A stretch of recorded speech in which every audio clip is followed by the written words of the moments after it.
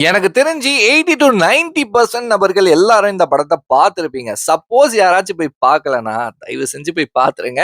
பார்த்து முடிச்சதுக்கு அப்புறமா, "என்னடா நம்ம இவ்ளோ நாளா இந்த படத்த பார்க்கலையா?" அப்படின்ற மாரியான நெறைய விஷயங்கள் உங்க மைண்டுக்கு வந்து போறதுக்கான வாய்ப்புகள் அதிகம். அடிச்சு சொல்றேன்.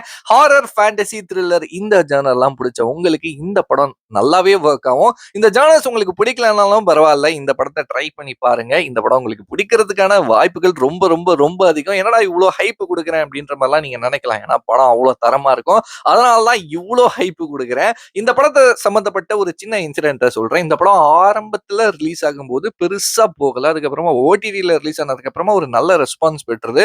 அதுக்கப்புறமா ரிலீஸ் பண்ணாங்க. ரிலீஸ் பண்ணதுக்கு அப்புறமா படத்தோட ரீச்சே வேற மாரி.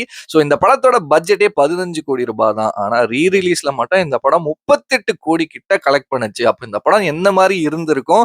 எதனால ரிலீஸ்ல இவ்ளோ கலெக்ட் பண்ணுச்சு அப்படின்றத பத்திலாம் கொஞ்சம் யோசிச்சு பாருங்க. படம் வேற மாரி இருக்கும். வித்தியாசமான ஒரு படம் பார்க்கணும் அப்படின்னா இந்த படத்த நீங்க தாராளமாக ட்ரை பண்ணலாம். இந்த படத்தோட பேரு தும்பட். இது Amazon Primeல தமிழ் டப்லயே இருக்கு. பாருங்க.